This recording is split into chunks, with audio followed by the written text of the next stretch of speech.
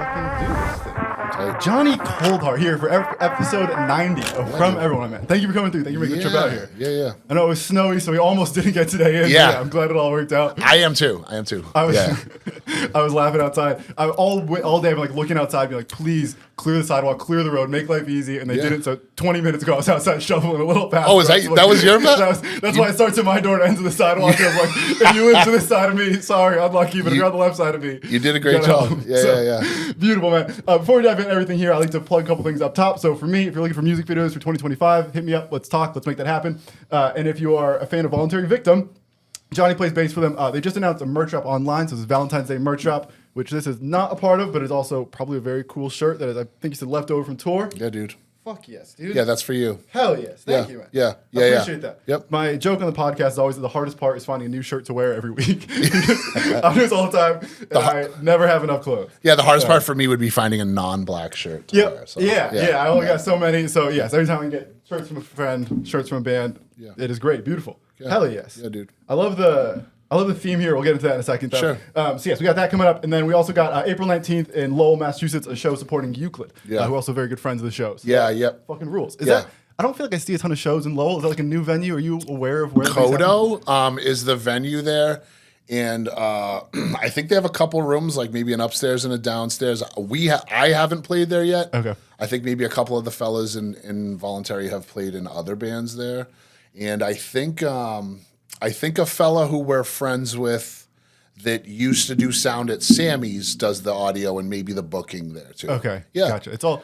I'm always shocked by how small of a world this is when you really get into it. Like when you're 100%. outside, it seems like this big, expansive thing, and then as you get into it, it's like everyone knows everyone. There's really like 10 people in the whole industry. When it gets to degrees of separation, especially New England, right? Yep. Yeah, New England heavy music. Yeah, it's we all know someone who knows someone. Yeah. Yep. And now all the bands that have grown out here, Currents are good friends of mine. Like the Boundaries guys are good friends of mine. It's like watching these guys go. It's like, oh, my friends are now in Brazil or wherever the fuck they're doing now. That's so crazy cool to watch all that. Yeah. And I think I seen you mention that to one of them, or maybe it was because I've watched a bunch of your podcasts. Hell yeah, right? man, thank you. Yeah, and I think maybe it was Anthony from Rose Lane, and you were like saying the same thing, right? And it's pretty cool, and it's pretty cool to be a part of it. And it'll also like you talk about it, watching my friends go do the stuff like up. It's cool when you realize that it becomes normal, right? You're like, oh yeah, I'm friends with that guy. Yeah, just is what it is. You know what I mean? And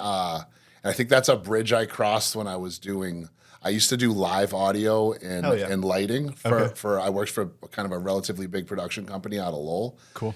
And being on stage with like Shaquille O'Neal or Lil Jon and like, doing stuff and just being like, oh, hey, what's up?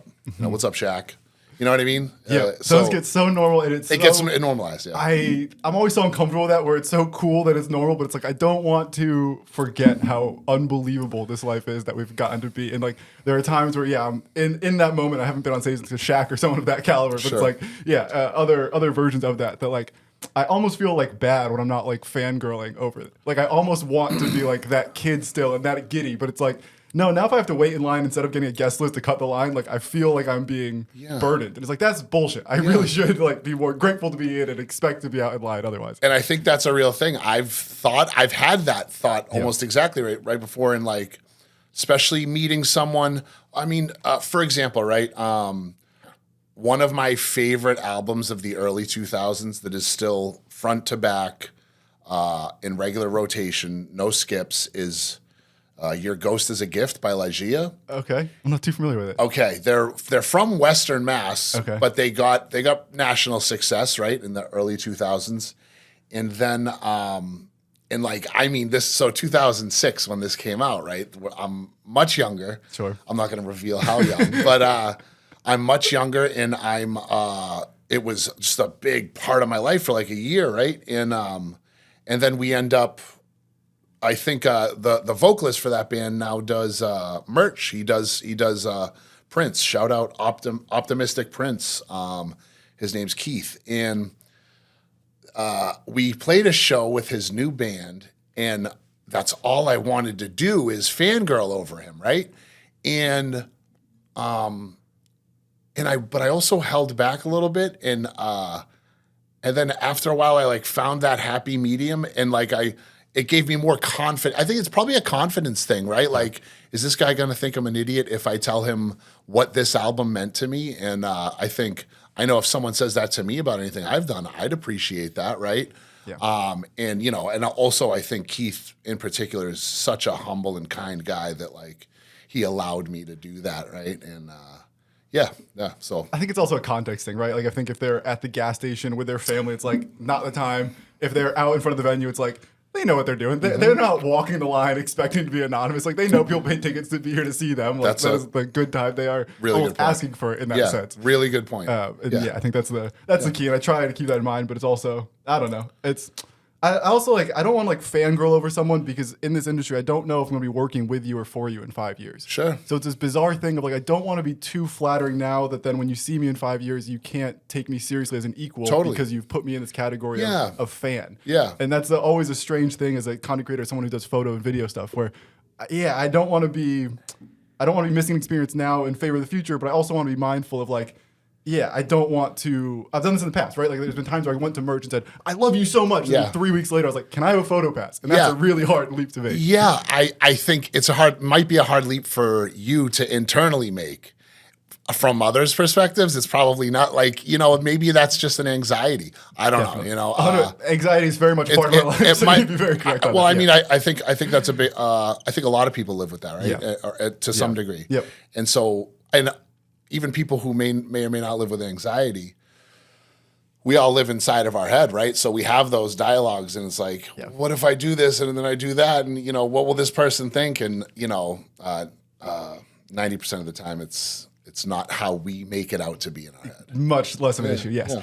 Beautiful. I know you guys just back. Actually, before we get to the tour, I want to talk about the merch designs for 1 second here. I wanted to plug them up top, and I love the merch designs. They're all like by holiday themed. I noticed a bunch of holiday themed. We do have the Valentine's Day one coming out. I noticed there was a Christmas line. Before there was a Halloween line that had a shirt of Murray, the Joker Murray, the recent Joker, which was the fucking coolest design in the universe. Yeah, dude, all of our designs come from one brain, and that's Chance, our vocalist. Beautiful. Yeah, he puts a lot of work into those. It shows. It's impressive. Yeah, and you know, I think it's something he's passionate about too, right? So we're really, really lucky because without that, we'd be outsourcing this, and then that might, you know, there might be a cost thing there, or maybe like having to bounce from person to person and not really have like a common theme, I guess. Cohesion, cohesion, right? And we're really lucky to have Chance for that. You know, like with anything else, sometimes there's designs where we're like, nah, you know, and then sometimes, you know what, this is, and I'll give Chance credit here. There's sometimes where myself or somebody else will be like, I don't really like that, and he'll be like, I think we should do it, but you know, and then when it either, you know, gets to print or we ask some people for their opinions, like 9 times out of 10, he was, you know, he's got that, that graphic design mind going for him. And I just have the consume, and not even the general consumer. I just know what I like. Yep. He said that before. Just because you don't like it doesn't mean other people won't. That's the hard part about merch to me, and that is always an issue that I've heard commonly. Zach Lemieux was on here a week or two ago and mentioned that exactly. Of like the key about merch is to make things that 5 different categories of people will like. And that's right. If only Chance is making it for only what Chance likes or only what Johnny likes, right, like you end up appeasing to the narrowest little margin of your audience. That's right. And the goal is, even if Johnny wouldn't wear it, Sarah might. And Sarah and Johnny are going to have 100% fashion senses there. Yeah, I remember seeing you and Zach talk about that. And I thought of our, you know, and I mean, if I picked all the shirt designs, they'd all be black and white and plain. You know what I mean? And there's a certain segment of people for the, you know, I'm sure a lot of people feel similarly to me, but I mean, that's that mindset of let's reach as many people as we can. Yep. You know, I noticed it looked like there was Valentine's Day, Christmas, and whatever the one I said before. Halloween. Thank you. I was thinking New Year's. I was like, there's no way this is New Year's. Like, what the fuck would that? What is that even? Yeah. Are those like the 3 holiday ones, or has this been going on for longer? Like, when does this that's a holiday good merch tradition start? That's a good question. I think we had the idea. We had the idea to do the Valentine's Day one early on in the band, and we actually got a really adorable picture of us all like, I think we were all like making a heart with our arms or something. Hell yeah. And and you know, we've thought about he's made designs for other themes or instances. I remember we had like a fuck cancer one at one point. I don't know. I don't think that ever went to print, but yeah, I think it's just something cool that Chance likes to do, and I think people like it too, right? I think it's so smart as a way to find new excuses to release merch. I think the issue that bands get caught in is like we put out a merch with our album, and then the next merch we is put out is like 6 weeks before the next album. We're trying to get money for all the things that that's going to take. Right. No, and it's such a smart way to have a constant tiny drops. I think they're pretty like exclusive drops. Sure. Like limited 25, I think was the number I saw. Something like that. Yeah. And I think that's so smart to just have a constant drip of things coming out that are new and seasonal, and like then they're desirable. Whereas I think the band logo tee that you release with your album is like, it's hard to sell that 10 months after, right? Like, it's hard to keep definitely. That thing interesting and fresh and keep people excited about it. Totally. It's especially when you get into like, you know, if we have a Trendsetter shirt, which is from our first EP, you know, that song's 4 years old now, right? And some people might like it, but it's not going to sell as much as like, you know, a tour tee or something for the next EP. Yeah. And also I think seasonal is so smart there where, it gives me a reason to want to buy your merch. Yeah. Where I think usually I buy merch just because I like your band and I want to give you $25. Sure. And whatever I get out of that is like, I don't totally care that much. Yeah. And this is a good thing of like, no, I need a Valentine's Day shirt. I need something for this. And that comes around every year too. Like you know, it's cool to see a holiday shirt that we put out a couple years ago pop up at a show around the holiday time, like this past Christmas. You know, I'm laughing. You guys should do like a Groundhog Day line. Like, what's the worst holiday you could do? Just missed it. There's gotta be some like, I don't know, National Cookie Appreciation Day. Yeah. Find some bullshit doll to start putting merch out for. I think you might have just given us another idea. Something. I guess, maybe in 10 years when this now becomes a hack thing where just every week there's a new International Pancakes Day. There kind of is. International Pancakes Day. Whatever that. Yeah, I'm sure IHOP's got the market cornered on that. I know there's an International Cookie Day. That's why I said that first, because I'm a big cookie guy. So. How could you not be? Yeah. I mean, that is the key. Beautiful. So we're just coming back from tour. So I know we've been traveling. It was like a East Coast run. Was this like the biggest run you guys have done as a band? Yeah. It was the first major run that we've done, right? Oh yeah, congratulations. Yeah, thanks. And it definitely felt like a step up for us. It was something we looked forward to for a while, and I think we were really lucky to be able to do it. You know, I think it was important for us to do. It was, like I said, the next step. Yep. And you know, sometimes it can be tough to make that stuff happen. Yeah. We all have lives, you know, families, jobs, and I think the way we approached it and the way we executed it was as good as it could have been. Hell yeah. You know, we also, you know, we went out with Devitalized, which some younger fellas from the North Shore area, I believe, and they're very motivated. Hell yeah. You know, when I was that age, I was a little more motivated too, right? To get this stuff together and had a little, maybe a fewer, maybe different responsibilities in life, right? Yeah. Maybe not less, but just different. more freedom, eager to take risks. Sure, I think is the other thing. What a like, great way to put it. At this point in life, it's like if that tour doesn't pay off, then what? Yeah. Whereas at 22, it's like if that tour doesn't pay off, then I'm back where I started. Yeah. It's like there's nothing really to lose here. Yeah, and I think we were really lucky to have them kind of share that motivation with us a little bit, right? Yeah. And so we set out to do it. We planned it like probably 6 months in advance, and you know, I think JP had a big hand. JP from Devitalized, he's the vocalist, had a big hand in kind of putting that all together from their side, and I think Chance kind of took the reins from our side. And I think in the beginning we were planning to have Rat Blood go out, and they, for whatever reason, weren't able to do it. I think there's talks that we might be doing a part 2. Allegedly, somewhere in the summertime, because one thing and I think Rat Blood may join us for that. Nothing I'm saying is set in stone, so Yeah, it's a rumor you heard. It's a rumor that I heard. Thank you. That was allegedly. It's a great word. I should use that more often. I love using it. Yeah, like way more frequently than it needs to be used. even when it's not it's just a funny word. Yeah. Do you have anything to drink? Allegedly. So yeah, in the part 2, Rat Blood, and so they had to drop, but we were like, all right, we're still going to do this, and yeah, it was a big step. We had a lot of help too, right? Like, Chance's dad had an RV that we could use. That was my next question. The first tour is always like, did we take 3 Civics down the East Coast? Like, did we thought about it? Yeah, thought about it. What was the method of travel there? Yeah, Chance's dad had an RV that we could use, and it was perfect for the what ended up being a 5 of us. So it's an interesting story about.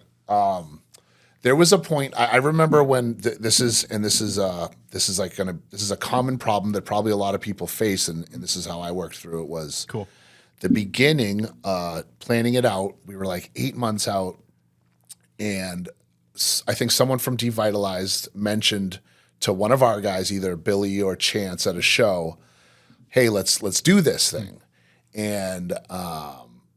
And so I think that night or the next day, the text went out to the rest of us. Hey, is this something we could do? Maybe a 2-week thing in January. And this is something I wanted to do with this band. So I think I was on the couch and I looked at my wife. We got our now 3-year-old playing, and I'm like, hey, babe, you think we'd be able to work it out so that I could go do a tour with the boys and January? And it was kind of like, I may have downplayed what it was like, but I got like what I assumed was an okay. And I also had the mindset of like, anything I got to do to make this work, I'm going to do. Yep. And it started to get a little closer, and then I started to have more conversations with my family about it, because my parents and my in-laws, they also help with our 3-year-old, and it started to look like it would have been a little bit more of a strain on my family than maybe I was willing to do. Yeah, I would have sacrificed a lot to make up for the absence of you. Totally. And I think a lot of that has to do with how old my kid is at the time, right? Yeah. So I'm hopeful that in the future it'll be less of an issue. Sure. And so I was going to have to drop, right? I was going to have to, I was like, hey, boys, I don't think I can do this. But it's interesting, in all these conversations with my wife, she said, I told her, it was ultimately my decision. I was going to pull out. I was like, you know what? I don't think this is right. Just not where we're at right now. And she said, yeah, no, I agree. It might be a stretch. She said, maybe if it was like 4 or 5 days, that'd be different. And I didn't think anything of it at the time. And then when I talked to the boys and I'm like, I got to pull out. And they're like, you don't think you could maybe just do like half or something? And I went, oh, so I said, actually, yeah, I might be able to do that. And then we could either, let's be honest, if the bass player's missing for a couple shows, it ain't that big a deal. Sorry, everybody. It wouldn't be the first band to backtrack. It wouldn't be. And honestly, like, I had COVID once and they had to play a show without me once too, and that went fine. Yep. And yeah, right, we'll just talk to our producer and get tracks with bass, which we did. But we also, once Rat Blood couldn't play, I think James plays.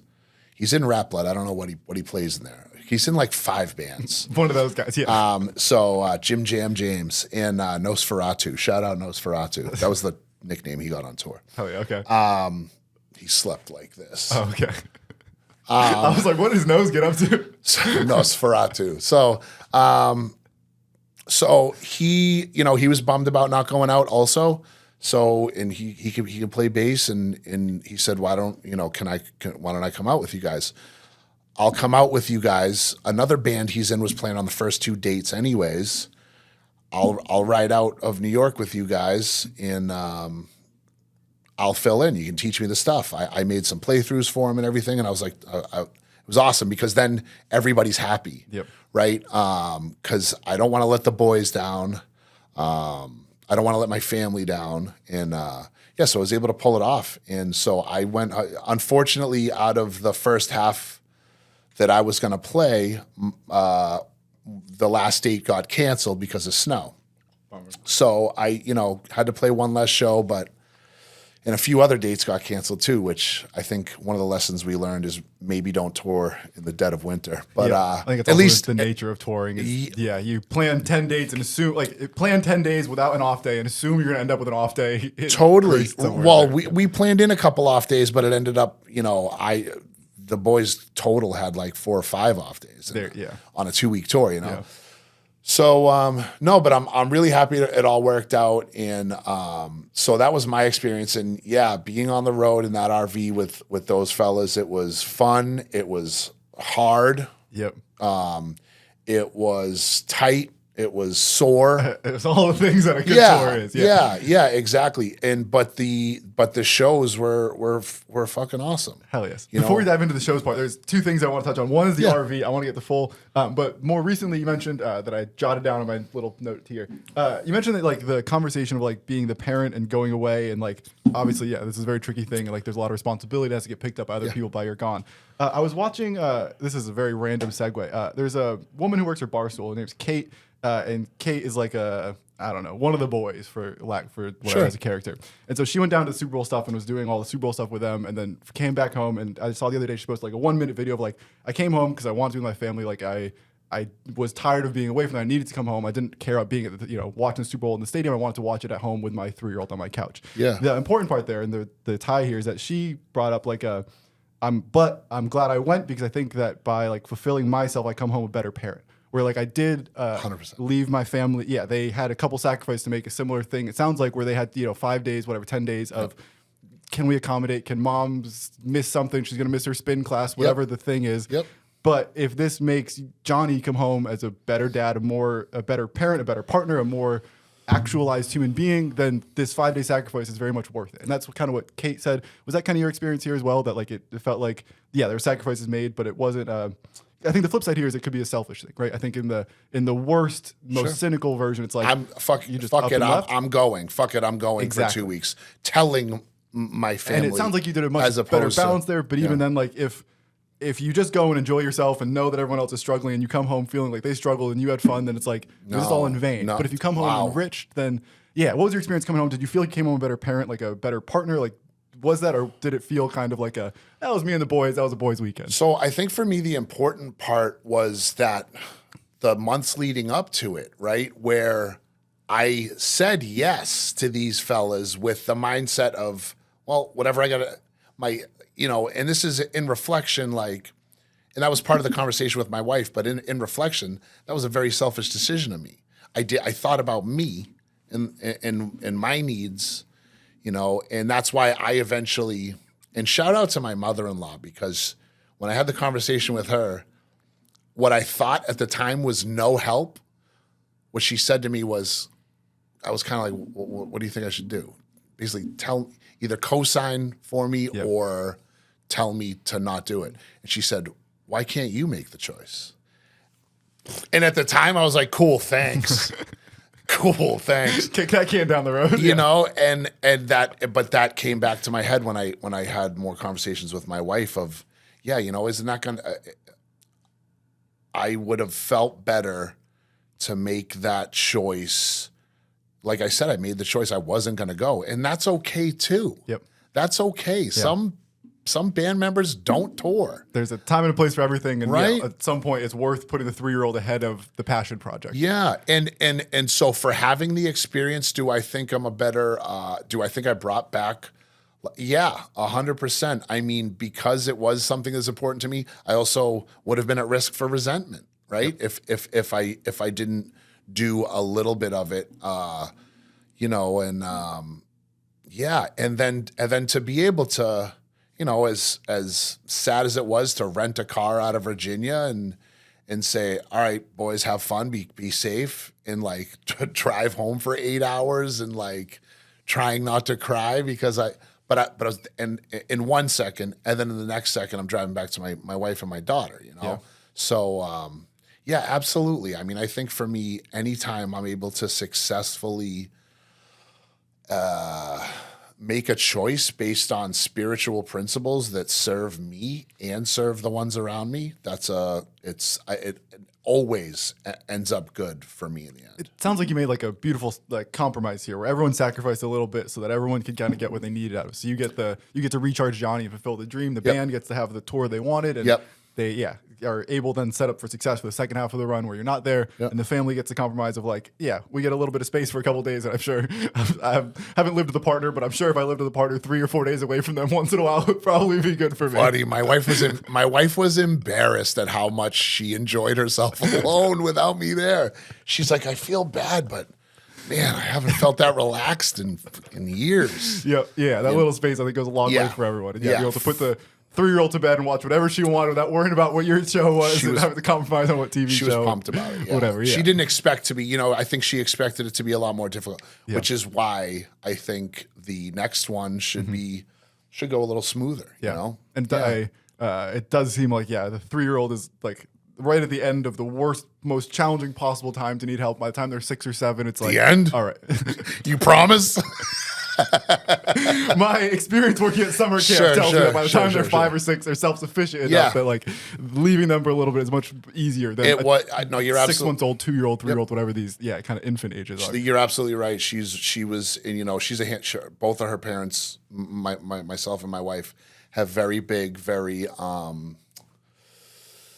overwhelming personalities at time, right? So she's got all that, and she's amazing. Shout out Evie, I love you. Beautiful. Yeah. Hope she evolves into something cool there. That's why she's named after a Pokemon. So I caught that.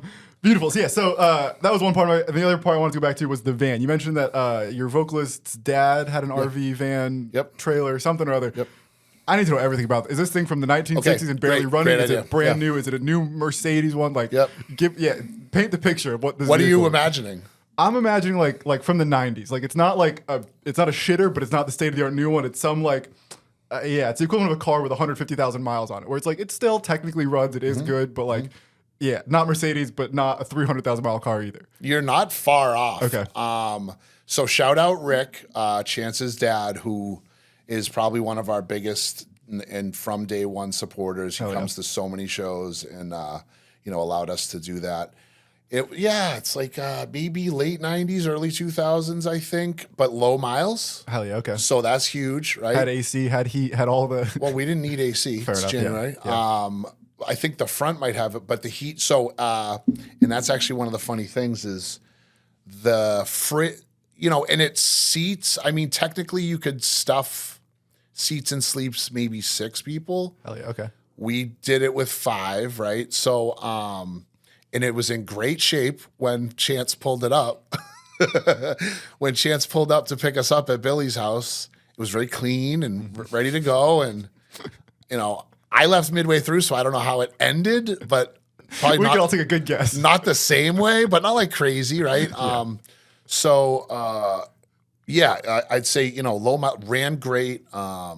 So that kind of eliminates that, even though that's kind of in the back because you hear all the horror stories, right? Yeah. Pop a tire. And they're kind of inevitable, right? Breakdown. There's only so far you can drive before you're due up for that happening. And when you're using a vehicle, like you're not just driving it to and from work, you're driving it across the country. Yeah. So yes, that stuff is bound to happen. Fortunately, none of that happened for us or them after I left them. But it's so, and I made it a point before we left to talk to the boys, and probably more trying to talk to myself and get feedback from them. Okay. But like, guys, things are going to go wrong, right? Like, we have to be prepared for that. And like, stuff's going to go differently than, and like, like I said, in reflection, I think I was more trying to get support because I was struggling with that thought. And but fortunately with the van, with the RV, nothing went wrong. The one thing that we didn't really time out, so the fridge and the heat run off propane. Okay. There's like a big tank somewhere. And there was one point, I can't remember where we were, maybe on our way to Dayton from Pennsylvania or back down to Virginia, I can't remember. And we realized we realized it was getting low because the gauge isn't like super accurate. It's like one of those like floater gauges. So like, and I think I just remember Chance going, well, I think we're out of propane. And then like that we realized the fridge is off, the heat won't go. That night, I love being cold. So like that night was very bearable for me. My neck was a little stiffer than usual, but that night was very cold in the truck stop of wherever the fuck we were. And so in the sleeping situation, that was the funniest realization. Yeah. Right. And there's a couple memories popping up and I'm like, oh yeah, this is all familiar. Yeah. And let's be clear too, like when we were asking Chance about this stuff and he's like, yeah, like he would give us answers like beforehand leading up to it. The RV, what's it got? Like, no, we're good. Everything's good. How many people does it sleep? It sleeps 6, trying to get more details than he was maybe willing to give, or, maybe he just wanted us to trust him. So no, but there's a bunk over the front. Chance slept up there. Jim Jam, who was riding with us, he's the kid that played bass for me on the dates I couldn't go to. I think he's not super tall. I won't say he's ultra short. He's not super tall.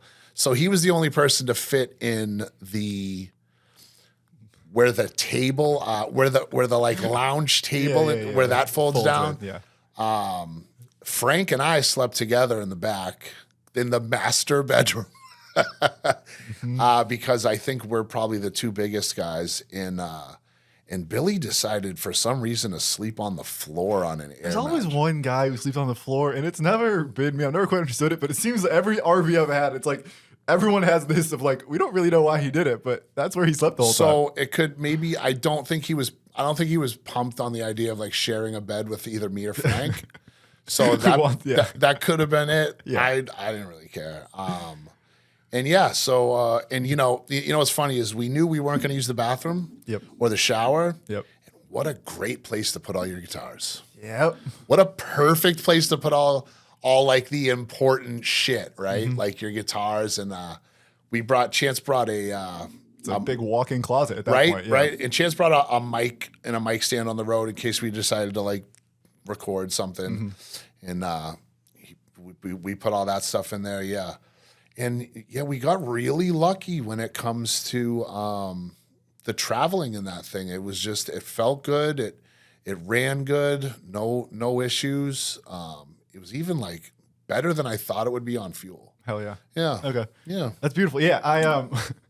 As you were telling that, I realized I've never toured in like a traditional vehicle. It's always been in like just bizarre modified vehicles. So the first one that comes to mind here is I did a week with Boundaries a while ago, and they had like a short school bus they had gutted and put bunks in. And so that was just a wild thing. That's like so common now too. So many people will do that now. So I've heard like Vitriol did it, and who else? The local guys. I don't know. Another local band. Did it was one of those that I'm sure bands have done before, but it was totally new to me and just a wild thing to be like, that's what's taking it across the country. Yeah. And then the one that popped up, you mentioned the cold. Went down to Louisiana we were doing like studio work, and so I was doing content for them. So the band was tracking out EP, and I was going down doing camera stuff. Gotcha. And so we get down there. The vehicle we were in was a converted like surveillance van, so it was like an old like. I think it was like from the FBI. They live in Long Island. Like, I think they had gotten to like at like a used auction or some shit. What do you got for me? I'm picturing the old Simpsons joke. Oh yeah, where it's flowers by Irene, so it's FBI. It wasn't. It was the most bizarre looking vehicle. Yeah, I've never got like definite proof that that's what it was, but that's what I was told. And like, it tracks me because I've just never seen anything like. Yeah, it was just a bizarre vehicle. Okay. They built their own shit and whatever. The reason I bring that up is because we get to Louisiana, and similar to you, I was like, oh, it's the winter. We don't need the heat. Like, we're fine. We get to Louisiana, and like it was in this apartment that we could kind of all technically fit in, but not well. So it was like, all right, I'll just go sleep out in the RV. It's Louisiana in March. Like, what's the worst that could happen? It was the first frost they'd had in like so long. And so by like 3 a.m., I'm out there just like with one, not nowhere near, like, one blanket, shorts, and a t-shirt kind of thing. And of course, everyone else is inside. They've all driven 20 hours that day, so everyone's shot. And I remember just being in there from 3 a.m. to 8 a.m. or whenever everyone else got up. Yeah. And just dying. And just every second sending one more text, like, please, someone open the fucking apartment. Let me inside. Bring me a blanket. Anything. Literally anything. Yeah. And I totally forgot about that morning until you're describing the cold. Yes. Like, we didn't think we would need the heat. And I was like, I didn't either. But during the night, I slept okay, I think, but the morning you get up, you're like, the other thing I forgot about was the shower situation. Mm-hmm. Like, hopefully a Planet Fitness or something. Well, yes, but there's not a Planet Fitness on every corner, and I'm the kind of person who when I'm done a show, I need to shower. Yeah. And that just wasn't available for me. And then to go into bed with all that show, I sweat. I'm sweating. Someone else? I'm sweating. My back is sweating right now. To go into a bed with someone else who's equally, maybe not as sweat. And it's just, and I woke up with these fucking whiteheads on my face because I wasn't able to. So yes, Planet Fitness. And I think I learned the lesson after like the first show of, I'll dude wipe my face before I go to bed. Maybe I'll be okay in the morning. Yeah.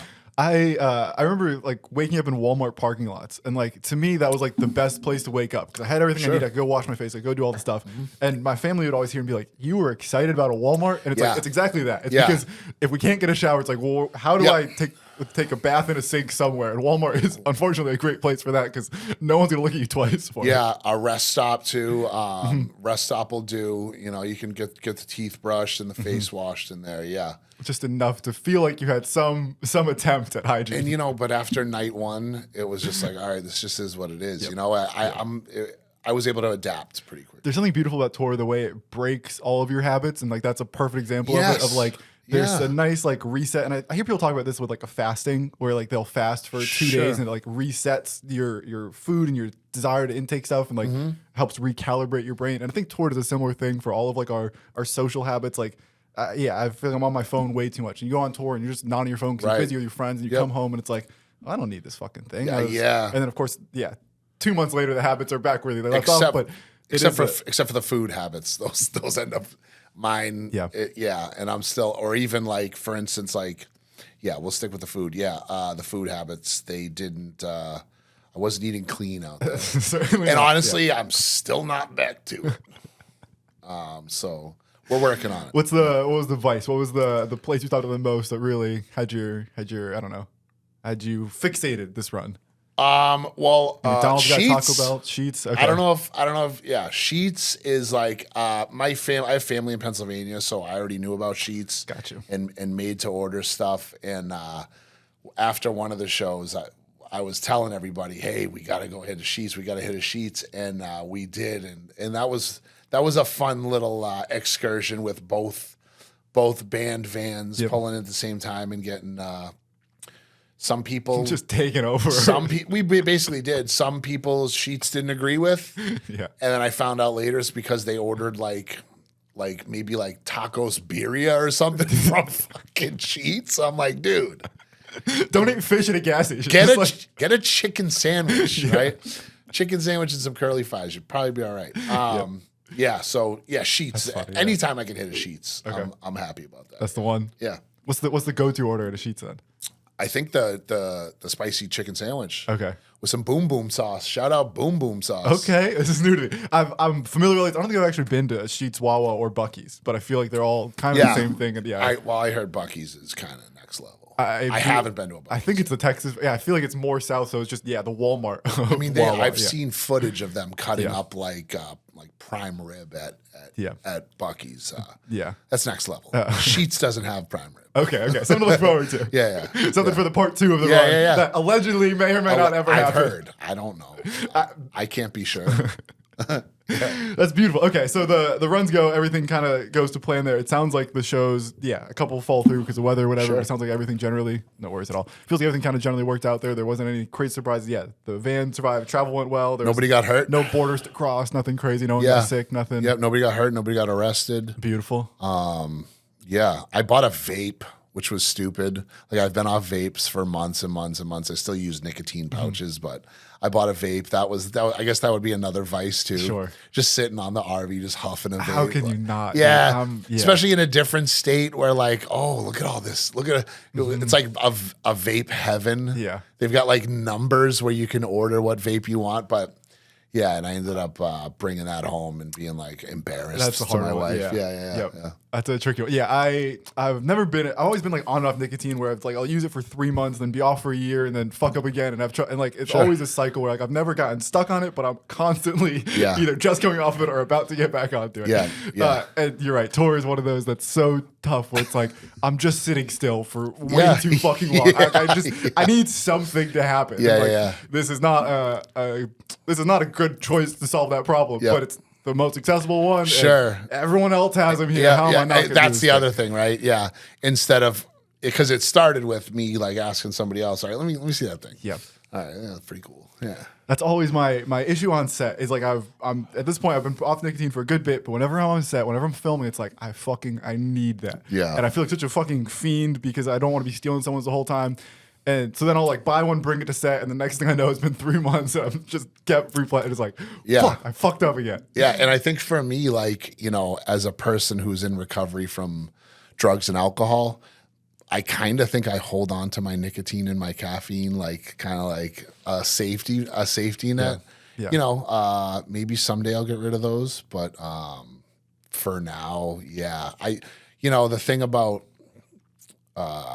stopping any habit is you have to want to. Yeah. And I don't want to. I don't want to give up nicotine. I don't want to give up caffeine. So I'm not gonna. Yeah, I'm very curious. I like not that this is a wild tangent for the podcast and not really relevant to anything we're talking about or any question that you can answer for me. Yeah. But I'm very curious of like how bad vapes are going to be in the future. Where like cigarettes, like I think we're kind of in like the 70s of cigarettes, where it's like there's some conversation of like, hey, this thing may not be for children anymore. Yeah. But in 70s, 80s, whenever that time was like.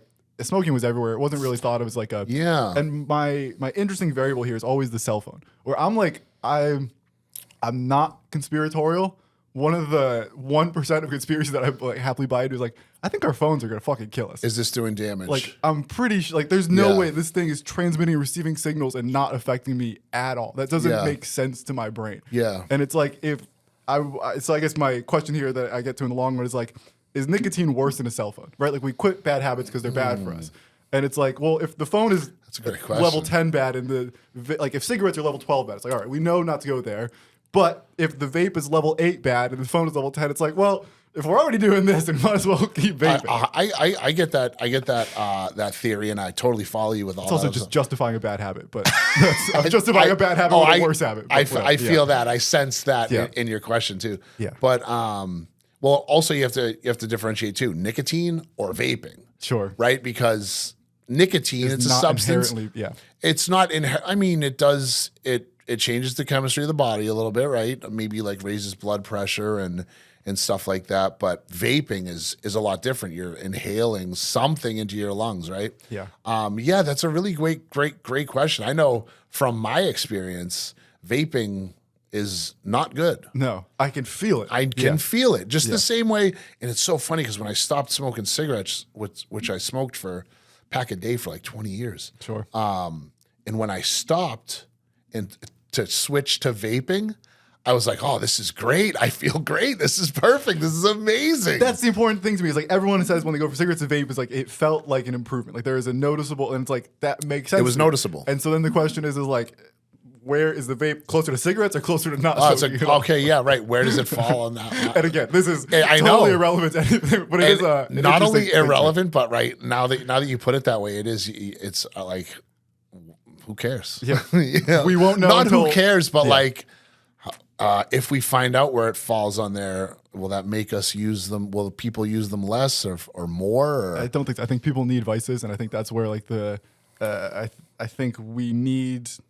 This was where am I pulling this from? There's a book I read that was about like Kobe and Michael Jordan, all these like alpha male great athletes kind of guys. Sure. And the one thing that they said was like with Jordan and gambling is like he needed gambling as like a dark secret that he was hiding from himself, and that made him like work harder outwards to make you not look inside of this problem. Yeah. And so I wonder if like, or I think we all need vices in that sense. Is like it's nice to have a secret. It's nice to have something on the inside. It's nice to have something that's only for us, like just a comfort blanket. And I think ideally that would be tea, that would be reading, that would be yoga. And it's like, that doesn't do it. I think most people have something that is more nefarious than those good habits. And I think we need a vice. And so then the question is like, what level of vice is like worth having? And I think you're right where like you mentioned that like cutting out drugs and alcohol is one thing and cutting the nicotine is like another step and caffeine is another. And like, I think it's a very interesting conversation of like, I don't think there's a world where someone can just cut out every single bad habit. Like there has to be some vice. So? I don't think so. I think, okay. And maybe you're right. I always think of my ideal. Who am I at my 100%. Ideal? And if I reach that, what the fuck? Game's over. Right? So I think you're right. I think there's always, I try to look at my life and recovery and the band, my job, being a father, being a husband. I try to look at all of that like that, where it's like, okay, there's always something else I can potentially take a look at and change. And I'm changing too. So the thing that needs changed might not be the same as it was 10 years ago, might be different in 10 years, right? So I think maybe you're right. Maybe there always has to be something, and whatever it is, right? It could be as, it could be as minimally impactful as tea. But maybe that does have an impact. Maybe that is something. Yeah, I think it's Sisyphus, man. It's rolling that. Always pushing the rock uphill. And I think that's it's. I've never been more plugged in than I am now to that idea of it's the journey, not the destination. You know, and that translates to how I think how I want to live, who I want to be. And it's always that ideal. And I don't imagine I'll reach it, but I still keep trying to. 100%. I've really tried to like internalize the journey part because I understand that like I believe that I'm still in the infancy of my creative life where I'm proud of what I've done. I'm making a living off what I do, which I think is a one step. But I think that like I still feel like I'm hungry and like looking up the mountain at the next peak. And I think when I was 16, I might have seen where I am now as some version of a peak. Of the peak, and right. Of course, those goalposts just keep moving downhill. And I've tried to really be aware of that, of like, I'm not going to get to 45 and be like, I'm fucking here now. I fucking did it. Nope. It's like when I get to 45, I'm going to look back at when I was 21 and go, damn, I didn't realize. And so I've like really tried to like take a breath and smell the roses and like really make it a point. Like whenever I am shooting anywhere, it's like take a 30 seconds or just like take a deep breath and look around and be like, how the fuck did I get here? I was doing that on the way up here. Yeah, I was doing that on the road up here because I do lose sight of that all the time, and I'll get comfortable and complacent, and start taking things for granted, and taking myself for granted, my journey, and the things that got me to where I am are gratitude, love for myself, love for the people around me. Striving to do better, striving to change, honesty, like looking at myself through in an honest mirror, right, where I can trust what's there in reflection. And if I don't, then I'm at that point where I'm just like, cool, I've made it. Now what? Yeah, I think the other problem I fall into is like I'll belittle where I am, where I'll go. It's like, well, anyone could do it, and I do believe like, part of learning something from everyone is the idea of like I do believe we can learn something from everyone. I think in that process we can like anything is doable. Like it's just you have to find someone to learn it from, whether that's YouTube, whether it's a physical human, whether it's like yourself. Like you just have to find a way to learn the thing. And so then I go to like, well, if anyone can do it, then who cares if I did it? And it's like, well, they did it quite simply. Like whatever the repetition it's required to get here is like. They didn't. So anyone could do it, yes. But I'm the one who did do it to some degree. And I try and also keep that in mind of like I get to almost like a complacency place of like, well, who cares that I like totally. I get there all the time. And I know for me, a lot of times it comes from the comparison thing. Always, right? Instead of comparing myself to other people or where I think I should be, if I'm comparing myself to who I was, I'm fucking good. I'm not only am I good, I'm real good. And I never even thought I'd never even dreamed it. Like there was times where I didn't dream where I'd be here. And so, but it's real easy, and I think that it's vigilance, right? It's vigilance on continuing to be grateful and continuing to, for me, it's a lot to do with like selfishness and like, I want more. It's ego, you know. It's kind of trying to break that stuff down, and comparison. A lot of times, comparing myself to who I think I should be. You know, thief of joy, right? Yeah. Like it's I find myself using cliches, and I hate myself, or not hate myself for using them, but like I don't like using them because they're so tacky. They're cliches for a reason. They're cliches because they're fucking true. I do that all the time. I mean, I use I use 12-step recovery for my recovery, and there's fucking nothing but cliches. Yeah. And when I first got in there, I'm like, yeah, I get it, one day at a time. You know, I get it. I've heard it. And then I find myself using them, and I'm like, oh, yeah. And then even then I'll be like, all right, dude, now you sound like, you know, but they're cliches for a reason, right? They're true, or they work, you know, and there's value in that. Yep. Hell yeah. Yeah, we've successfully wandered off the beaten path here, but I enjoyed the adventure through the woods here.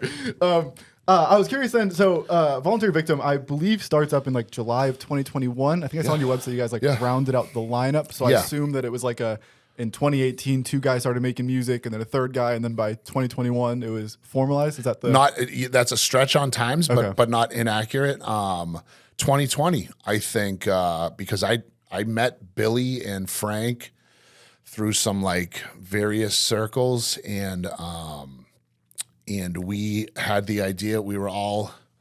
I was like really new in my recovery, right? I started my recovery September 6th of 2019, and then it was like a rebirth for me, right? That's an insane time with the pandemic looming. But I didn't know, of course, right? But so I'm fresh out of like detox and rehab, and I'm finding my way through different recovery communities, and really starting to build my life around that. Getting a part-time job at however old I was at the time. And having that kind of build its way up, finding my way in recovery, and then meeting some like-minded individuals who, you know, Frank hadn't played in a band in years. I hadn't played in a band in years. It's something I did growing up, and then eventually substances just kind of, I gave it all away, right? Sure. Along with selling all my stuff however many times over. And then Billy actually he played guitar for fun and stuff, but had never played drums. Interesting.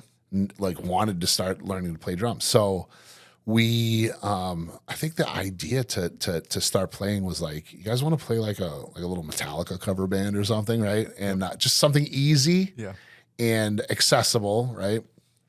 And I ended up buying some gear, and Frank had gear, and Billy bought some drums. And we started in Billy's garage probably late 2020, maybe even early 2021, to be honest. And we just had so much fun in his parents' garage in Westford. We just had so much fun that we were like, let's try to do this. Let's try to like make a band, because I don't think we ever got around to any covers right after that. We just jammed and started playing like originals. And it's funny to start a cover band and never play a cover. I mean, dude, that's a whole nother ballgame. Trying to get 4 guys to agree on what to cover. Oh my God. I've never been in a band, but I've been around and that's one of those that's like, I wouldn't have lasted a second. Like, there's so many of these. Well, how to agree on what cover to play. And it's like, I don't have time. And that's a whole nother thing, right? Being in a band, it's like you're in a relationship. Yeah. And that's a whole nother thing.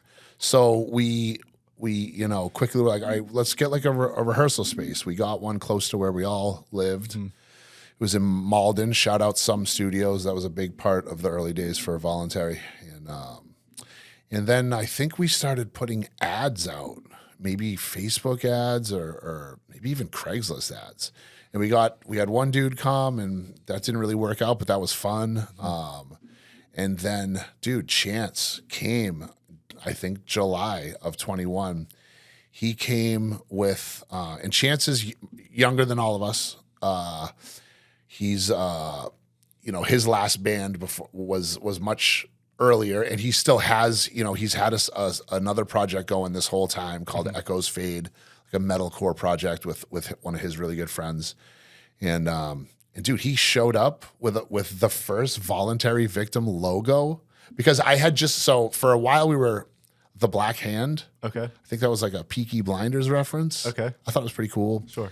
And then we were like, this name, it doesn't feel right. It just wasn't like, yeah, cool, a cool name. You know, it was just like, I guess we're the Black Hand, right?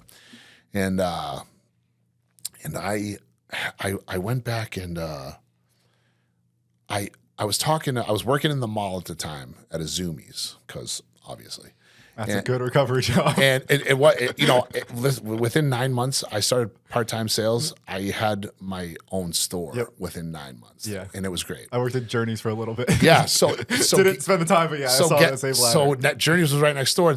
I went over to talk to them and was like, I was just talking about bands and stuff. Oh, I need a new name. And someone brought up that they named their punk band after like a Japanese serial killer. I started looking up serial killers on Wikipedia, and this fella Armin Meiwes came up. The German cannibal Armin Meiwes. This is a fucking wild story. And I'm looking through it, and I'm like, oh, I think I've heard of this guy before. And he was early days of the internet, and they were on message boards for cannibalism. And he met a fella on there who wanted to be eaten. I think I'm familiar with this case. And they ended up doing it and recording it, and they both fried up a body part of his. This all is familiar. Yeah. So this fellow was a voluntary victim. And I was like, those two words together, the alliteration, you have the victim in there. It's hard hitting, voluntary victim. Ooh, that makes you think, right? And I was like, that's it. That's it, yeah. And I brought it to the boys, and they were like, all right, that's cool. So Chance, we told Chance, we're trying to do a band, Voluntary Victim. He showed up with the fully sketched out first logo of Voluntary Victim on pencil. Like, he probably did it at work. And we were like, okay, this kid's obviously motivated. Kid obviously wants to do it, right? That was the problem with the last kid. He didn't want to do it. Yeah. And now you've got someone who's it's oozing out of. You can't exactly, deny it. exactly. Remember, we talked earlier about the youthful motivation, right? A little bit of reckless abandon, if you will. And he fucking ruled, dude. Like, we were like one song. The three of us were looking at each other like, oh, this is cool. And dude, so that was 2020. July of 2021. By December, we were recording. We were recording like our first 4-song demo. So that all went really smoothly. And from there, it's been like just a steady climb, right? Yeah. It's just all been like a steady climb. Yeah. Hell yes. Yeah. I'm curious. One of my favorite questions to ask bands is about the worst venue they've played in. Where I assume that, part of being a local band is you take some shows, and sometimes they're I know. at good places, sometimes they're not. I've heard Carpet Stores on here is one of my favorite. Oh, wow. There's a place currently having shows. Actually, may have been there. Bad Burger up in, I think it's New Hampshire, Maine. It's a burger joint which to me is like, okay, I'm invested. I'm interested. Yeah. What stands out? Yeah, where have you played a show that it's like, how the fuck did we get a show? That's funny. Here? I'm excited to go to Bad Burger. I think we might have a show later. We're trying to do a show. Okay, at Bad Burger. Hell yeah. I'm hoping to make it out there, but it's a hike from here. But yeah. So, and also, I know it's going to be underwhelming when I get there, but just the idea of going to Five Guys and seeing a show is like, I need to go. I might not be too impressed when I leave, but. I have something in mind, but I'm wondering if I'm missing anything. I mean, one interesting one was a photography studio. That was an interesting one. That was in Peabody, and it was for a friend of ours' birthday party. And she had a few bands play there. Define like photography studio. It was a nice studio. It was. It's like in a strip It was mall in like kind of thing? No, it was in like a mill building. Okay, yeah. It was super hard to find. Yes. Because there's in Peabody there's just all these mill build. Classic band practice spaces. You have pretty much right, and you have to. I found out after I brought my cab up that there was an elevator, three flights of stairs. Been there before. And so that was cool. But I think the worst one was probably, it was in, I believe, Fairhaven, Mass. Okay. So sounds like a fake place already. Yep. So by the water. And it was, I don't remember the name of the place, but it was just a bar, a small bar. Sure. And we played there with fucking Pyrexia. Okay. It was a stop on their tour somehow. I don't remember the booking guys that got it, but so there was it. This is a fishing town. Okay. Fairhaven with in this bar had its own locals, right? That weren't there to see a fucking metal show. Sure. And yeah, there was just interesting characters. The room was ill equipped. But you know, it ended up being a fun show anyways. Like, so those kind of things happen almost every show where it's like, oh, this band dropped, or these people aren't showing up, or oh fuck, we forgot this, or something. All right, cool. 9 times out of 10, we get together and we go, all right, let's just have fun. It's all a wash, right? Right. Yeah. Let's just have fun. And if we can do that, we'll play a fucking elevator and it'll be fun. That's the key. Yeah, is to go and enjoy it. And also, it's like, I think sometimes I get to those venues and go, oh, this is going to be a good story in a year. This might not be the best night, but in a year, this is going to be fun. 100%. Yeah. And it's funny because it is a good story. I haven't thought about it in a while. And yeah, that was a fun show. Hell yes. How small of a bar are we talking?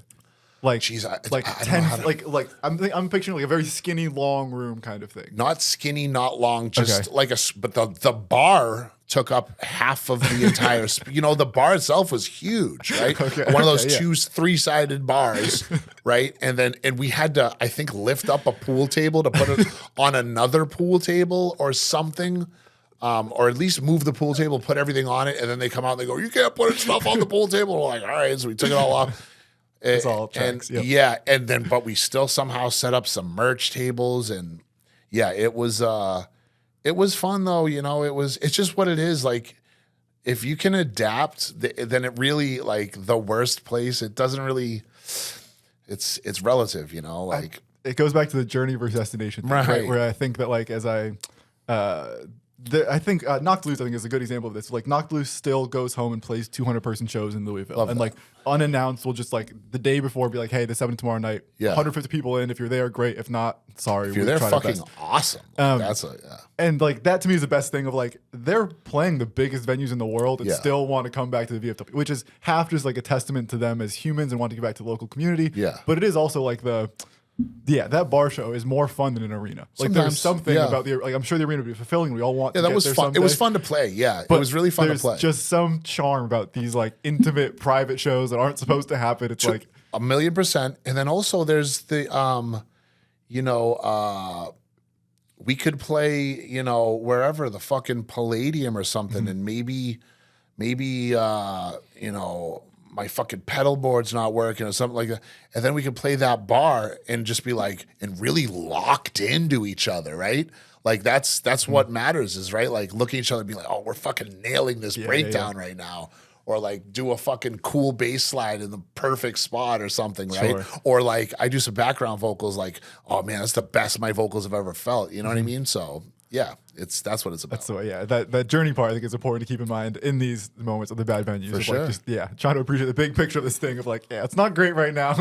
I wish I had whatever. I wish their power was working, whatever the bullshit. Sure, I wish, right? And but it'd be cool if it did, and it didn't. So let's try to make it cool. 100%. Yeah. We've successfully reached our hour here, which is beautiful. I have a couple more things I'd like to chat through if you had a couple more minutes here to keep going. We're definitely beautiful. The part we haven't touched about too much here is I want to talk about, like, recovery in art, and so I think that this is an interesting one where I think with nicotine maybe is the easy example for me of, like, it seems hard to create without that vice. Like, I'm so used to doing it, and I'm so used to creating with this vice that now the idea of creating without it is very challenging to me. I understand nicotine is about as lightweight of a vice as we can have, and when I hear people talk about being in recovery, it's like listen to a lot of, like, comedy podcasts and I hear comedians talk about like, I was doing whatever for 20 years and that made me funny, and then I had to figure out how to be funny without this thing. And what you find is you are still funny without that thing, but it doesn't feel this, like, there's a learning curve there that takes time to grow into. Okay. And so I'm curious about your experience here. Where it sounds like you took, like, substances kind of took you out of music, so you kind of come back into music, and, like, it sounds like a nice safe haven to fall back into. But it's like, if you fell in love with this thing while you were fucked up, it's hard to then fall in love with it sober and, like, go into it. Well, totally. So the one thing you said about how am I going to do this without this thing, right? That's all in our head. Yeah. Right? It's the safety blanket, right? It's the safety blanket that we've built for ourselves that, for me, the substances it was a false safety blanket. Of course, yeah. So, and then going back to what you said about falling in love with it, using these substances, that wasn't the case for me, right? I fell in love with music and bass in particular. Like, I was never guitar to bass guy. I never, dude. I can play maybe one beat on the drums, and so I was always a bass guy. My uncle played bass in a hair metal band, back in the late '80s, and I just gave away how old I am. We know how old your uncle was in the late 80s. Yeah. So I was alive in the late 80s. And it was really cool to, So bass, I fell in love with it. 12 years old, I think I got my first bass. So I fell in at 12 years old, I was listening to Metallica and, maybe like 13, 14, the harder stuff, Cannibal Corpse, Korn, a lot of Florida death metal too, Obituary, stuff like that. And so I fell in love with it then. The substances robbed me of that, right? Interesting. Okay. So it was a little bit different than maybe you're imagining. And then creating without it, doing anything without the thing that we talked about this kind of, right? With the being in our own head and getting out of our own way. Yep. Doing anything without the thing you think you need for it is. And I look back at some of the, if I look back at some of the art I made while on substances, I thought it was fucking awesome. And I look back now, I have a whole computer full of like, Ableton MIDI beats, right? That I made while I was using specific substances. And I remember popping that thing open in recovery and going, this is ass. Interesting. There's maybe like out of like 25 songs, there's like maybe one that's maybe workable. This is ass. And I thought it was so cool at the time. Yeah. And then making playing. I have footage of old bands I was in and playing shows drunk, shit faced and like thinking I had like some background harmony vocals, and I was like, oh, yeah, horrified. And I was able to pull some of it off successfully, but just for me, I mean, I got to a point with substances where it took my whole life from me, right? I mean, at the end, I was living in my car, using substances all day long. I couldn't work. I couldn't, I didn't have anybody in my life. So that took everything from me.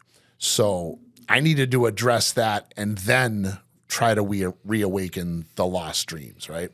So one of my buddies is in recovery, and something he said to me that always stuck out is like, getting sober is the easiest part of the battle. The hardest part is clean up the mess that you made in the last. Clean up the mess and find a new way to live, right? And all of it, I need to have that approach of, I can do this without this stuff. I can.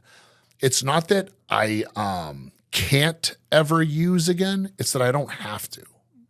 That's a really good way to frame that. Yeah. I like that. I haven't heard that perspective before, and that's an interesting way to approach it. So I think one of the biggest hurdles playing music again and being in recovery, it started first with going to shows in recovery and being like, all right, can I be around all this booze and weed? Yeah. And, because like my recovery is abstinence from all mood or mind altering substances, again, besides caffeine and nicotine. Sure. But can I be, and for some people it's not, right? Right. And that's okay. And I support everything. I work in recovery now. So I work to support people who choose their own path of recovery, and I'll support you with that. And I assume we're talking about like California sobriety, I think is a term. Sure. I mean, I think that it's interesting. I think that, I guess it's, I don't know, when people use that term, it's like, it's almost pejorative, right? Sure. But I don't mind, but it doesn't bother me because it's not my path. But I don't want anybody to think they need to be ashamed of what their recovery is. If you're out there drinking yourself into a cirrhosis liver and smoking weed helps you not do that, fucking that's your recovery, man. It's the cigarettes and the vape example, right? It's like it's sure. the lesser of two evils, and that makes it a step forward. Sure. Or if smoking weed and drinking beers on the weekend keeps you from putting a needle in your neck, fuck yeah, dude. Rock and roll, please. Because it could save your life or change your life. Absolutely, yeah. And then, you can work on alcohol and weed. You can't work with a needle anywhere you do. Yeah. And the thing about playing the music in recovery is I had support doing it.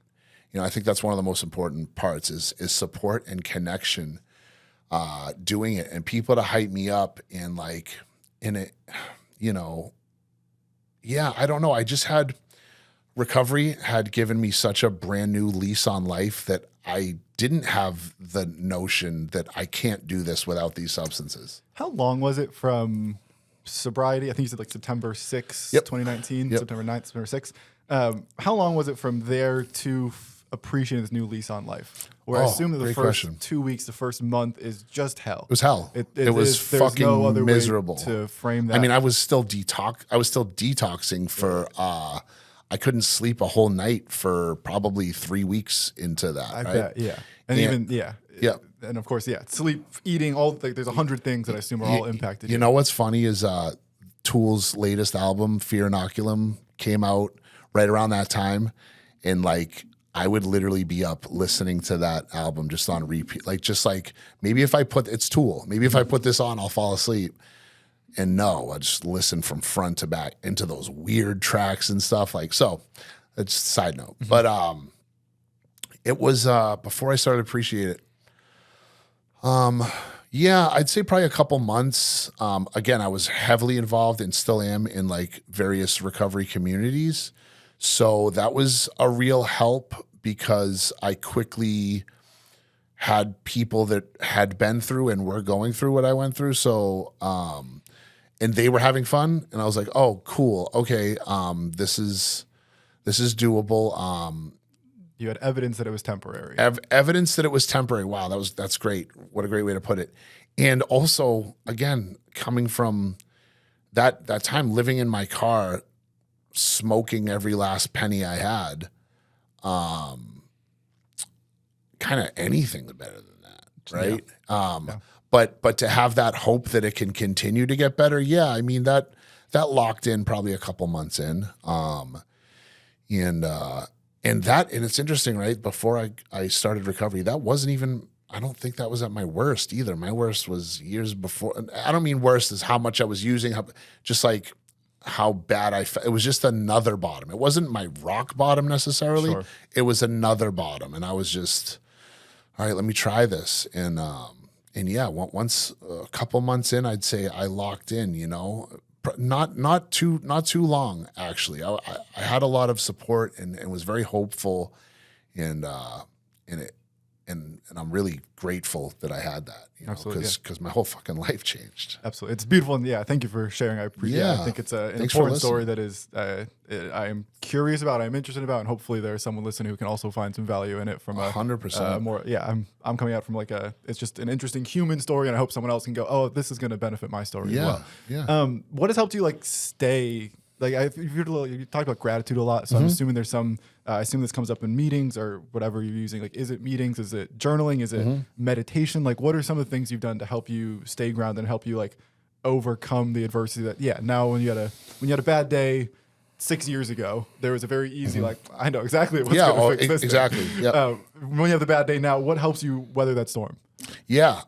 So in the recovery fellowships that I am involved in, we have what we call spiritual principles. Okay. What's a recovery fellowship? Well, so they're anonymous. Okay. So I try not to, talk about them in a specific way. Is it equivalent to an AA kind of thing? Could be. Okay.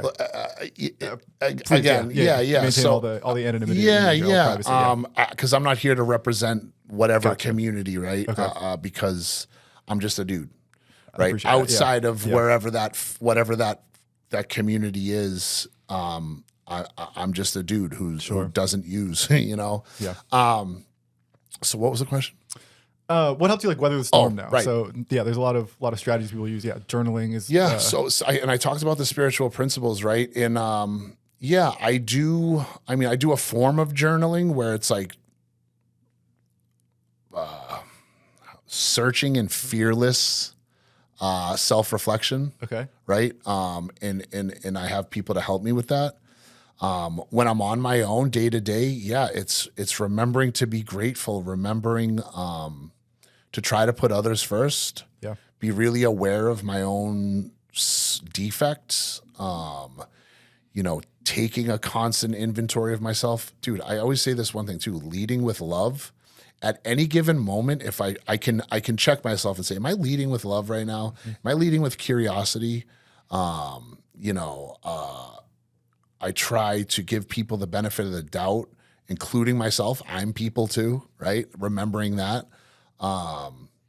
Staying connected to others, you know, and one thing, you know, I do therapy too. And you know, my wife and I do family therapy, and both of those have been wildly enlightening. Yep. I've done a bunch of therapy as well. Yeah. For not substance related issues, but plenty of other personal and stuff. You know what's funny? My therapist doesn't know shit about substances, doesn't know shit about recovery. Ultimately, it's all the same. Because that's, I suppose so, but that's for different stuff, you know, and I have my recovery the way I like it for that, you know, and you have your system there, and this is a separate system for Johnny as a human being, not Johnny as a human being in recovery, I guess. Totally, exactly, right. I'm a person who's in recovery, right? I'm a person first, right? And yeah, so leading with love, man. At any given moment, like say I find myself being a jerk to my wife, right? It happens. Just not taking the trash out, even if it's not like an active jerk. No. Like, When I say being a jerk, I mean just being like, just having a sarcastic tone. That's my idea of being a jerk, right? Yeah. And you know, not like yelling or anything like that. We have a very healthy way that we work through conflicts. But if I find myself being a jerk, like, what am I doing? Take a moment, you know, just take a step back. You know, how can I lead with love in this moment? How can I use the spiritual principles that I know work to better this situation? You know, and 9 times out of 10, if I'm plugged into myself, plugged into my higher power, which is everything that's all around us always. It's in our conversation. It's in this microphone. It's in the table. It's in what's gonna be, what has been. And if I'm plugged into that, my first thought's usually a tough one, right? And my second thought is usually helped by that power, and it's usually led by like spiritual principles, and that helps me, man.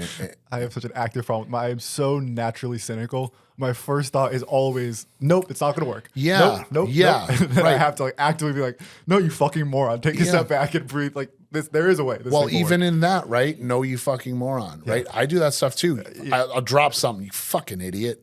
And that's not good. It's not leading with love. Because I'm not practicing the leading with love thing. Yeah. And I was going to say something else. You just mentioned, I forget. It's the worst that happens down here. Couldn't have been that important. Things going on here.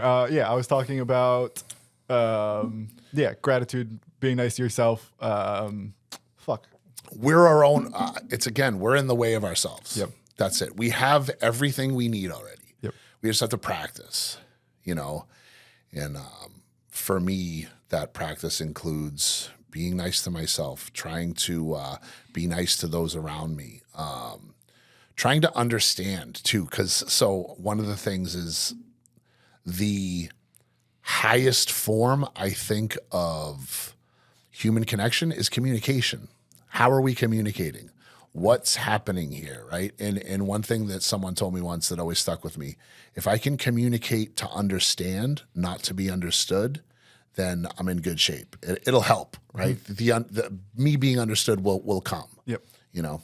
That's the kind of where this show starts to some degree. It's like I think I'm very independent. I live independently, and I'm self-employed. Like I don't have a ton of coworkers, and there's not like, I think the joy of being in a band is that there's 100 other bands you guys are seeing at shows every weekend. I don't see that many of me because we're on our own sets. Yeah. Like there's not a time that I'm it's very rare that I get to interact. And so I think part of the show is like, hey, I'm not as crazy as I think I am. And every week I'm going to sit down and have this conversation and be like, oh, all these things I thought were my ailments is like, these are ailments of the human condition. And I could appreciate more and more that we all have iterations of these ailments. Yeah. And in different ratios, maybe whatever. But like, ultimately, it comes from a place of like insecurity, a place of anxiety, whatever. All these things in our own head, and even outside of this show, you know, outside of wherever I can get that thing it's connection. Yeah, that's what it is. It's connection, and let me learn about you, and in turn, maybe teach you something about me, share something about me, not to teach, right? To share. Yeah.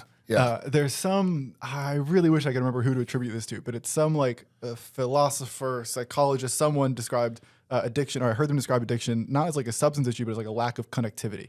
Of like, yeah. I think that was Johann Hari.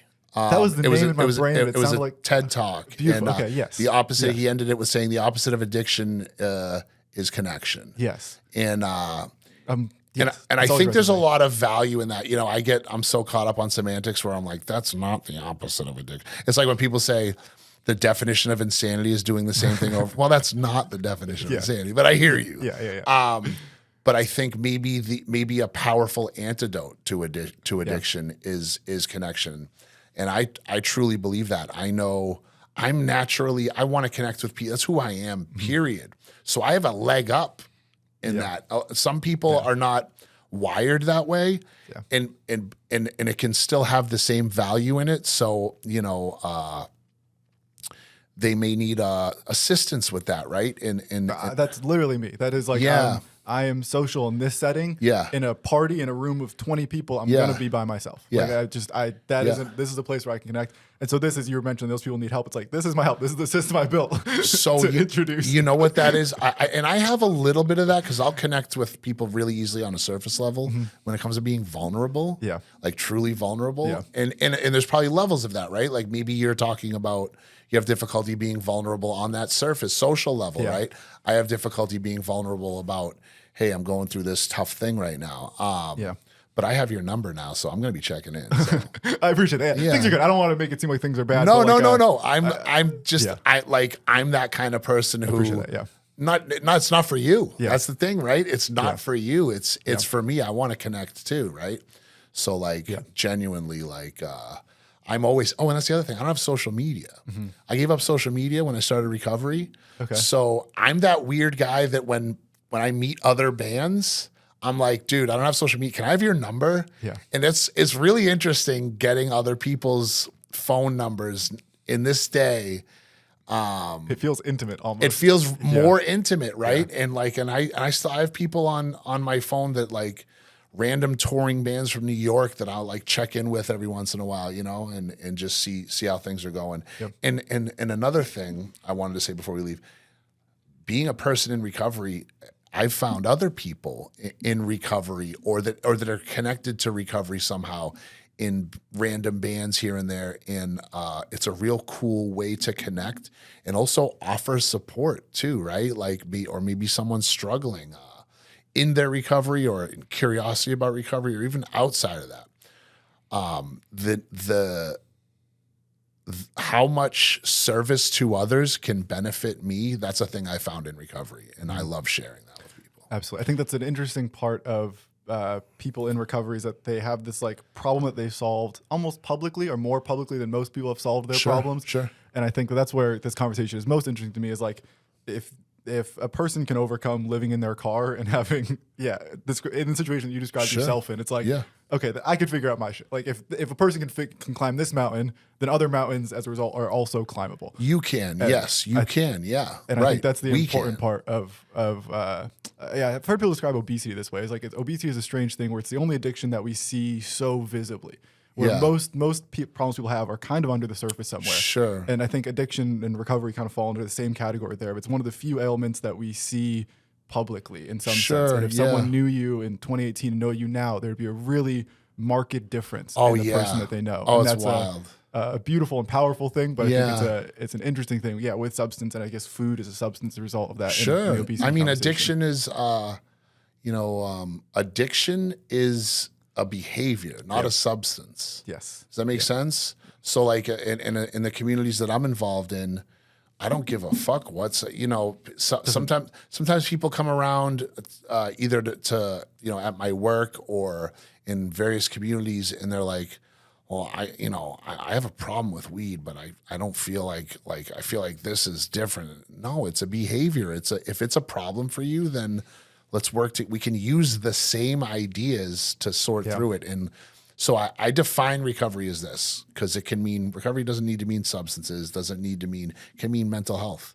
Recovery to me is living the life I want to live. Recovery is living life. I like that.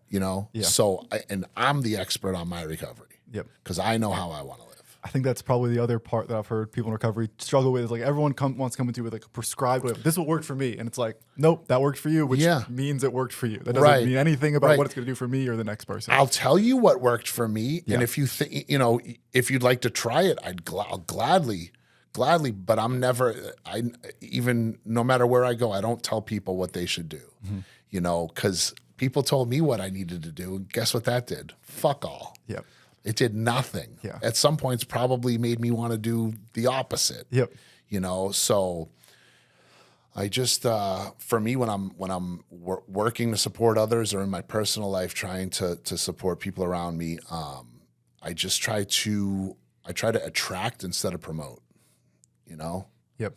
I think that's the goal. I think, it's much more like altruistic, realistic kind of realistic, definitely way realistic. to do it versus I think, it may be more effective. It's always important to me that I don't get on here and speak from mountaintop, that I just speak of my life. And if someone hears it as a mountaintop, great. If they hear it as a rock bottom, great. Whatever. This is me. This is, I'll put me on the table and whatever you want. And that's that balance too of trying to be, this is my mountaintop, but that I don't expect you to see it as a mountaintop. If you do, cool. If you don't, it's cool. That's cool too. I'll still fuck with you. Yeah. And of course we all have different mountaintops that are, in such difference. Someone can be the best like sower in the world. And it's like, to me, that's nothing, but that is your mountaintop. That is what you love. I think it's pretty cool. You can fucking sow, go hard.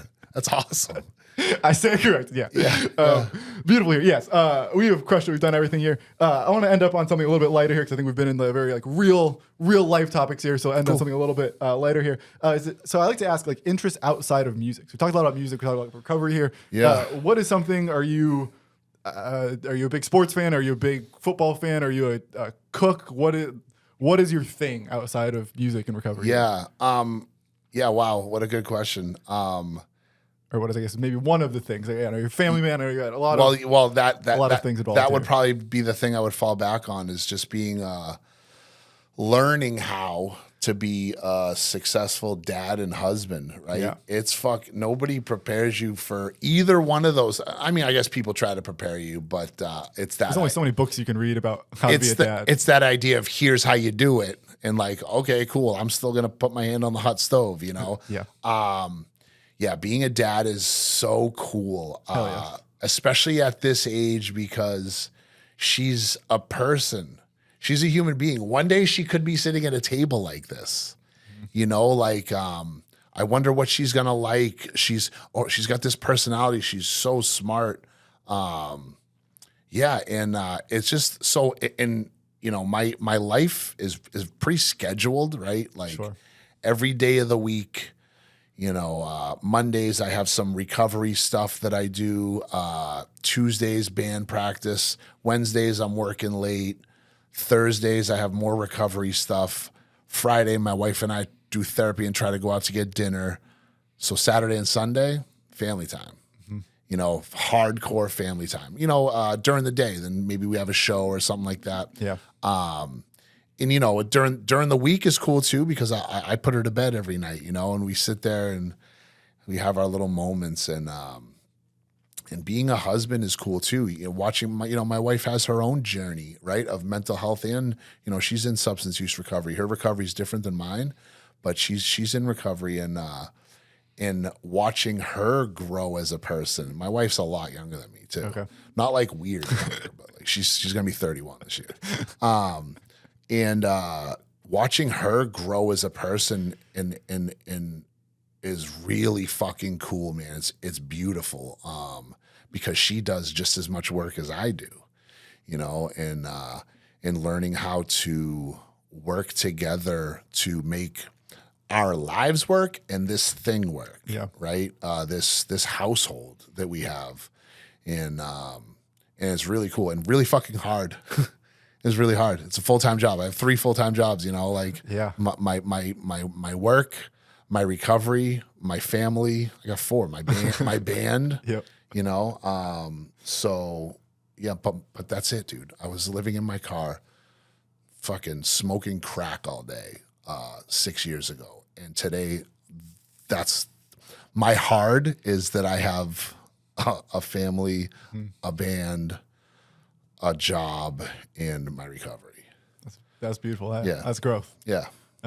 Awesome, man. I appreciate your time. I appreciate you coming through and being so open and chatting about all the different parts of life that we've gone through today. Thanks, it's been a real fun one here. Yeah. Cool. Before I let you out of here, yes, I'd like to give you a place. People follow you on social media, so all the band social medias, anything that you want to promote, anything, I don't know if a side project, if you want to make yourself available for other folks who are interested in talking about substance stuff, if someone, whatever. 100%. So, voluntaryvictim.com, get all your merchandise and information needs, but also Voluntary Victim on Instagram. I believe it's _Voluntary Victim. Facebook, we're on there as Voluntary Victim. Is there one of those you're like the most active on? Is there one place you would drive people? Or that's I said that, I was like, oh, not my wheelhouse. But I mean, I don't know. I would say maybe Instagram. Check out both of them. But I'm not sure. But also, Spotify and YouTube. Those are the, Spotify is really cool because, we can, that's where I think a lot of people listen to their music. And also you can get merch right off of there too.